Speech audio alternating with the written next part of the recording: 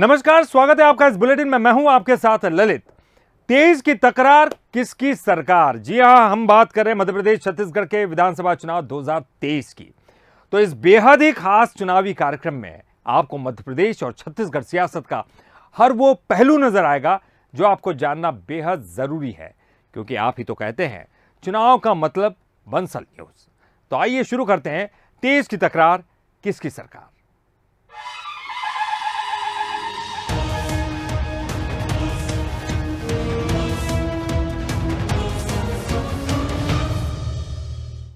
मध्य प्रदेश चुनाव में टिकट के फॉर्मूले को लेकर कोई सस्पेंस नहीं है। बीजेपी और कांग्रेस ने चुनाव से पहले ही अपने फॉर्मूले सेट कर लिए, लेकिन टिकट का फॉर्मूला कई नेताओं के लिए टेंशन जरूर बन सकता है। इस खास रिपोर्ट में दिखाते हैं। वोटर्स का भरोसा, कार्यकर्ताओं की राय, जनसेवा को प्राथमिकता और जिताऊ कैंडिडेट, ये वही रेसिपी है जिससे 2023 चुनाव में बीजेपी जीत का तड़का लगाने की तैयारी कर रही है। मध्य प्रदेश में 2018 और 2020 उपचुनाव के बाद से एक ही हॉट टॉपिक है जो जनप्रतिनिधियों से लेकर शीर्ष नेताओं के माथे पर चिंता की लकीरें खींच रहा है, और चुनावी तैयारियों में सबसे ज्यादा जिक्र भी इसी को लेकर है। बीजेपी हो या कांग्रेस, टिकट का टेंशन दोनों दलों में बराबर है, लेकिन बीजेपी ने इसको लेकर सेट फॉर्मूला तय कर लिया है, जिसके आधार पर न सिर्फ टिकट दिए जाएंगे बल्कि कई समीकरण साधने में भी मदद मिलेगी। वोटर को आत्मविश्वास दिलाने वाला, वोटर को अश्योर करने वाला और जो जीत जिसके लिए आसान है, ऐसा एक सबसे इम्पॉर्टेंट क्वालिटी रहेगी। या हम इसको बिल्कुल इसी को मापदंड मानेंगे। हमारे पार्टी के कार्यकर्ता बिल्कुल बूथ लेवल पर हमने खड़ा किया, उनकी राय जाने बगैर भोपाल में बैठकर कोई व्यक्ति का हम तय करेंगे, ये बिल्कुल नहीं होगा। ये दो के रहते हुए उनका व्यक्तिगत, जिसको कहेंगे निष्ठा, समर्पण और समाज सेवा के प्रति कैसा है, कोविड में क्या किया उन्होंने, क्योंकि कोविड तो एक जबरदस्त चुनौती थी, तो उसमें उसने क्या किया, ऐसी सब चीज़ों को देखते हुए बिल्कुल कलेक्टिवली, बिल्कुल पारदर्शिता के साथ चर्चा करते हुए निर्णय करेंगे। समाज सेवा का मंत्र पीएम मोदी भी देते नजर आए थे जब उन्होंने भोपाल में बूथ कार्यकर्ताओं से संवाद किया था। यानी साफ है कि बीजेपी के माइक्रो लेवल फोकस में कार्यकर्ता प्राथमिकता पर है, और नेताओं की दावेदारी में कार्यकर्ता भी कर्ता धर्ता होंगे।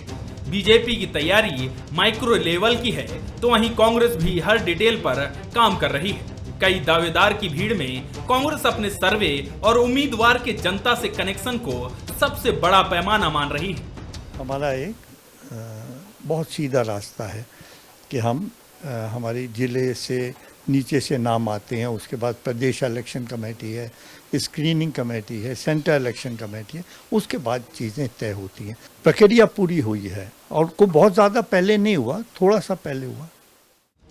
2018 चुनाव का सबसे बड़ा सबक यही था कि दोनों पार्टियों में से कहीं न कहीं टिकट को लेकर गड़बड़ी हुई, और इसलिए जनता का मैंडेट दोनों ही पार्टियों को नहीं मिला। इसलिए बीजेपी हो या कांग्रेस, टिकट का टेंशन दोनों तरफ है। अब देखना होगा कि किसका फॉर्मूला जीत का फैक्टर साबित होता है। Bureau report, Bansal news.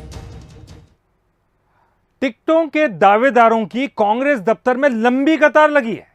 जी हां, सही सुना आपने। सत्ता में वापसी की तैयारी में लगी कांग्रेस के लिए टिकट चाहने वाले पार्टी के लिए मुश्किल के साथ चुनौती भी बन सकते हैं।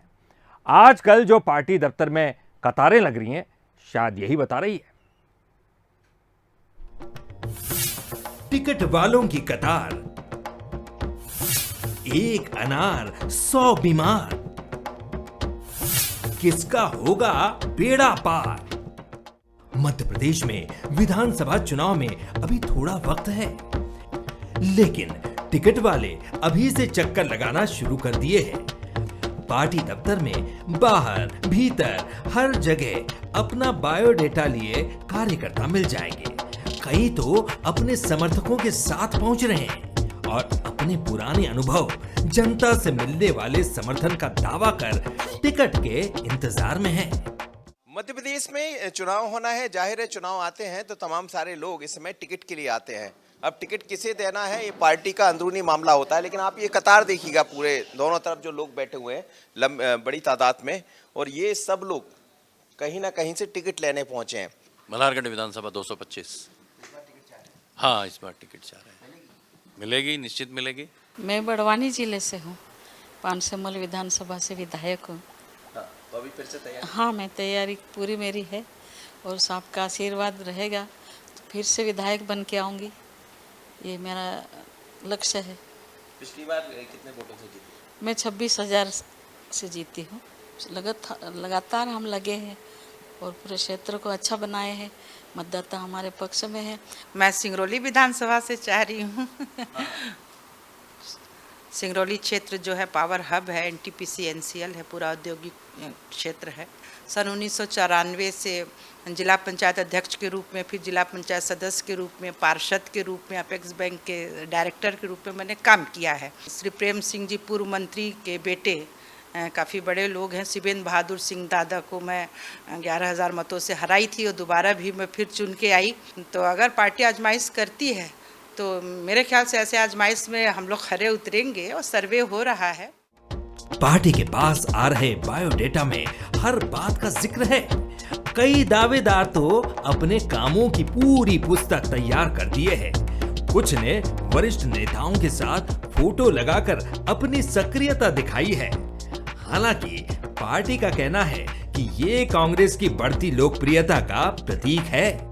यह कहा जा सकता है कि प्रतिदिन 20-25 जो हमारे टिकट मांगने वाले साथी हैं वो माननीय कमलनाथ जी से भी मिलते हैं, यहाँ भी आते हैं और प्रदेश के अन्य नेताओं से मिलते हैं। तो व्यापक रूप से एवरेज 25-30 हमारे साथी कार्यकर्ता आते हैं और ये कमलनाथ जी ने बार बार कहा है कि हम जितने भी हमारे पास आवेदन आ रहे हैं उसका हम सर्वे कराएंगे और सर्वे के बाद जो जीतने वाला उम्मीदवार होगा उसको टिकट दिया जाएगा। कार्यकर्ता बड़ा हो या छोटा, टिकट की उम्मीद करना उसका हक है, लेकिन जिन्हें टिकट नहीं मिला उन्हें संभालना क्या पार्टी के लिए चुनौती होगा? चुनाव के पहले और बाद में यही स्थितियां हर एक पार्टी के सामने खड़ी हो जाती कि किसे टिकट दें किसे ना दें, क्योंकि एक अनार 100 बीमार जैसी स्थितियां होती है। लेकिन कांग्रेस ने तय कर रखा है कि इस बार का टिकट सर्वे के आधार पर मिलेगा। अब इनमें से किसकी किस्मत खुलेगी ये समझ आएगा, पर टिकट को लेकर लंबी कतार है। आशीष खरे के साथ मनोज सैनी, बंसली, भोपाल।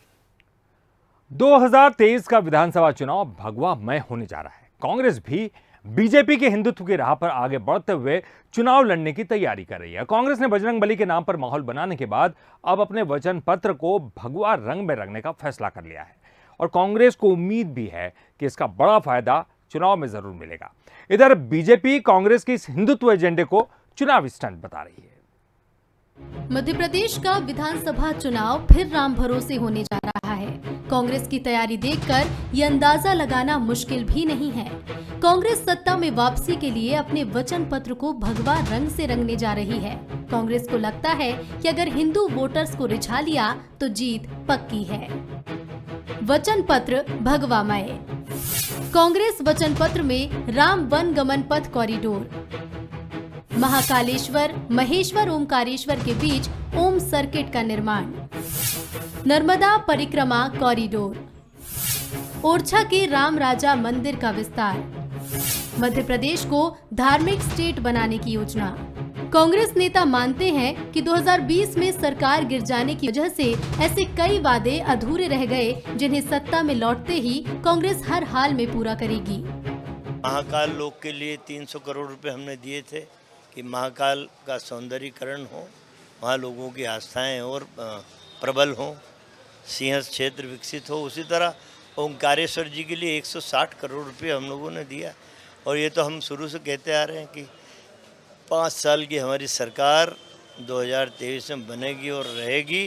राम वन पथ गमन भी बनेगा, नर्मदा परिक्रमा का क्षेत्र भी विकसित होगा जहां श्रद्धालुओं को कोई तकलीफ न हो। चुनाव से ठीक पहले कांग्रेस ने हार्डकोर हिंदुत्व के एजेंडे को हवा देकर बीजेपी को हैरान कर दिया है। हालांकि बीजेपी का कहना है कि कांग्रेस चुनावी हिंदू है। मुंह में राम बगल में छुरी, कर्नाटक में हनुमान जी महाराज का विरोध कर रहे हैं, मध्य प्रदेश में कह रहे हैं हम हनुमान भक्त हैं, कमलनाथ जी हनुमान जी का केक बनाकर उस पर छुरी चलाते हैं और कहते हैं कि हम सुंदरकांड करेंगे। राम मंदिर का विरोध किया कमलनाथ और कांग्रेसियों ने, और अब कह रहे हैं कि हम राम वन गमन पथ का निर्माण करेंगे। राम वन गमन पथ तो हम बना रहे हैं। राम जी के हर आदर्शों पर तो इन्होंने तिलांजलि दी है। राम सेतु को तोड़ने का काम किया, उसका षड्यंत्र रचाने का काम किया कांग्रेस ने। भारतीय जनता पार्टी राजनीति के लिए धर्म का सहारा नहीं लेती, हम धर्म आधारित राजनीति करते हैं, और ये केवल और केवल गुमराह करने की राजनीति करते हैं। कांग्रेस की रणनीति बीजेपी के हाथ से हिंदुत्व का एजेंडा छीनने की है। कांग्रेस तेजी से हिंदुत्व के झंडे को लेकर आगे बढ़ रही है। बीजेपी फिलहाल नए सिरे से रणनीति बनाने की कोशिश कर रही है। अब देखना होगा कि भगवा रंग किसके लिए जीत का रंग साबित होगा। ब्यूरो रिपोर्ट के साथ सूरज शर्मा, बंसल न्यूज, भोपाल। छिंदवाड़ा में टीम अमेठी, जी हां, राहुल गांधी को उनके गढ़ अमेठी में हराने वाली टीम ने अब छिंदवाड़ा में डेरा डाल लिया है, वही ठेठ आदिवासी अंचल पातालकोट में। बीजेपी के केंद्रीय नेतृत्व ने लोकसभा विस्तारक अशोक यादव के नेतृत्व में कार्यकर्ताओं की एक टीम छिंदवाड़ा भेजी है, और ये टीम बिल्कुल खास अंदाज में आदिवासियों के घर घर पहुंच रही है। वहीं 33 मंडल अध्यक्ष भी पातालकोट में इस समय डेरा डाले हुए हैं और मनोरंजन और गीतों के जरिए आदिवासियों तक अपनी आवाज पहुंचा रहे हैं। जाहिर है, आप समझ सकते हैं कि बीजेपी कमलनाथ को उनके ही गढ़ में मात देने के लिए किस तरह का जोर लगा रही है।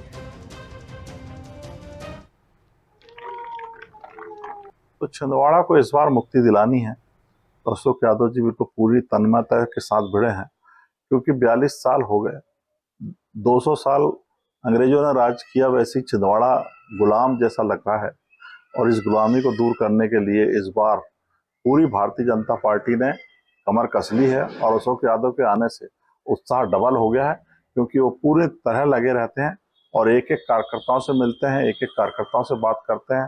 मैं मानता हूं कि ये जो बाहरी लोग, चाहे कोई यूपी से आ जाए, चाहे कोई बिहार से आ जाए, चाहे कोई महाराष्ट्र से आ जाए, लेकिन छिंदवाड़ा की जनता और कमलनाथ जी के बीच का जो रिश्ता है ये कभी खत्म नहीं कर सकते। ये मेरी व्यक्तिगत सोच है, और मैं मानता हूं कि भाजपा की जो ये चुनौती आप बता रहे हैं, तो ये हमारे लिए कोई चुनौती नहीं है। छत्तीसगढ़ कांग्रेस में चल रहे फेरबदल एक तरफ तो हैरान कर रहे हैं, तो कई सवाल भी खड़े कर रहे हैं। सबसे बड़ा सवाल यही है कि क्या ये फेरबदल का फॉर्मूला चुनावी फैक्टर साधने में काम आएगा? इस रिपोर्ट में आपको दिखाते हैं। इस्तीफा दिया नहीं जाता है, इस्तीफा लेते हैं उसमें।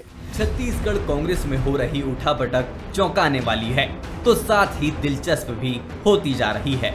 एक के बाद एक बड़े बदलाव जनता और विपक्ष को हैरान कर रहे हैं। तो ये सवाल भी खड़ा हो रहा है कि कांग्रेस में चल क्या रहा है। बुधवार रात पीसीसी चीफ के पद से मोहन मरकाम की छुट्टी हुई। बस्तर सांसद दीपक बैज को जिम्मेदारी मिली। तर्क ये दिया गया कि वो आदिवासी चेहरा हैं और युवा भी। इसके बाद शिक्षा मंत्री के पद से प्रेमसाय सिंह टेकाम ने इस्तीफा दिया और हलचल हुई कि मरकाम शिक्षा मंत्री का पद संभालेंगे। हालांकि इसको लेकर अब भी सस्पेंस है।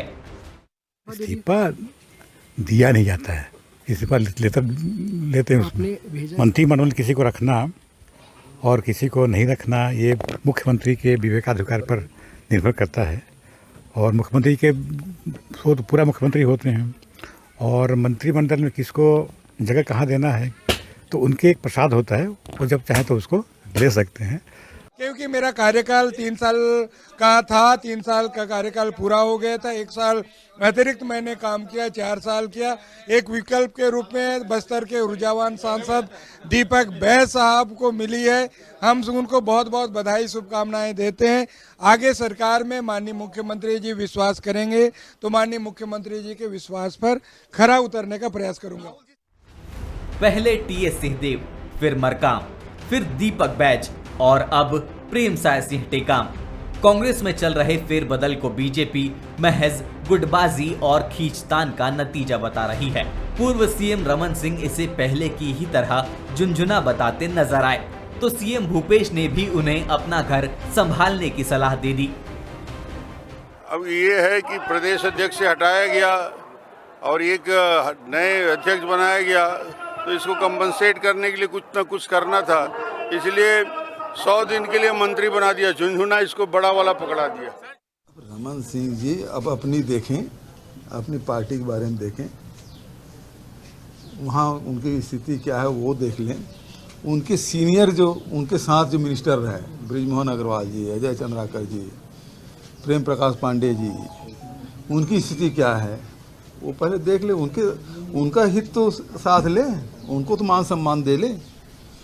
सारे जितने भी कमेटियां बनी सबसे आउट, तो पहले अपने घर पहले देख लें, फिर दूसरी बात करें। जाहिर है कि छत्तीसगढ़ कांग्रेस में फेरबदल की स्क्रिप्ट दिल्ली से लिखी जा रही है और जैसा सीएम भूपेश संकेत भी दे चुके हैं तो कई और चौंकाने वाले बदलाव देखने को मिल सकते हैं।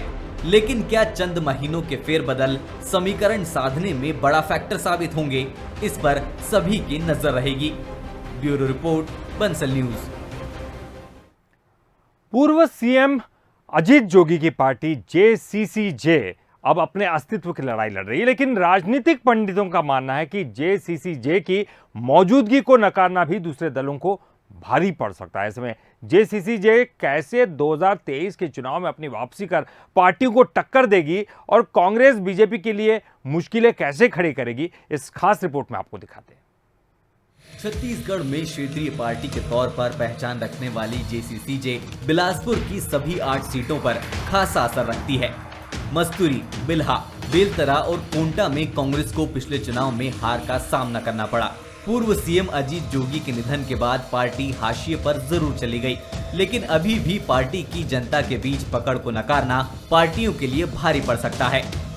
अमित जोगी और ऋचा जोगी जेसीसीजे को नए सिरे से खड़ी करने की कोशिश में है। बिलासपुर जिले में तो हमारी अच्छी पोजीशन है, उसी तरीके से अभी हमारे बस्तर में भी अच्छी पोजीशन है, उधर राजनांदगांव डोगरागढ़ में भी हमारे लोग, पंडरिया सीट हमारी बहुत अच्छी चली, कवर्धा पंडरिया हमारे वहाँ कार्यकर्ता हमारे लोग वहाँ पर लगे हुए, अच्छा रिस्पांस आ रहा है।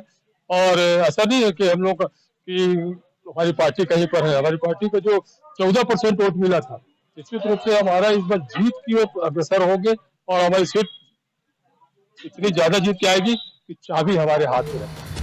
विधानसभा चुनाव में जेसीसीजे के साथ गठबंधन करने वाली बसपा ने कांग्रेस का समीकरण बिगाड़ा था, जिसका सीधा फायदा बीजेपी को मिला था। वहीं कोंटा सीट, जहां से कांग्रेस कभी नहीं हारी थी, उसे जेसीसीजे की रेणु जोगी ने कांग्रेस से छीन लिया था। लेकिन कांग्रेस का मानना है कि इस बार हालात कुछ और ही हैं। अब अमित जोगी किस भरोसे दावा कर रहे हैं, उनकी अपनी पार्टी है, उनका अपना दावा है, लेकिन मुझे नहीं लगता कि अभी आज की डेट में 2023 में बिलासपुर संभाग में कोई अजीत जोगी की पार्टी का प्रभाव पड़ेगा। पार्टियां, आम आदमी पार्टी भी आ रही है, बसपा भी आ रही है, और अमित जोगी अभी भी गठबंधन करेंगे ऐसा कभी साउथ का खबर चलता है, कभी बसपा का खबर चलता है। तो उनकी अपनी पार्टी है, उनको फैसला लेने का अधिकार है। लेकिन 2023 में भूपेश बघेल सरकार की योजनाओं, भूपेश सरकार के काम, कांग्रेस अपने उपलब्धियों को लेकर जनता के बीच जाएगी और उसी पर चुनाव लड़ेगी। जेसीसीजे ने 2018 चुनाव में बिलासपुर के साथ साथ आसपास के इलाकों में भी शानदार प्रदर्शन किया था, लेकिन इस बार जिले में जेसीसीजे का उतना दखल देखने को नहीं मिल रहा है। ऐसे में देखना होगा कि जेसीसीजे एक बार फिर 2023 चुनाव में कमाल दिखाएगी या इस बार सीधा मुकाबला कांग्रेस और बीजेपी के बीच ही होने वाला है। उमेश मौर्य, बंसल न्यूज, बिलासपुर। और तेज की तकरार किसकी सरकार में है, फिलहाल इतना है। बंसल न्यूज पर खबरों का सिलसिला लगातार जारी है।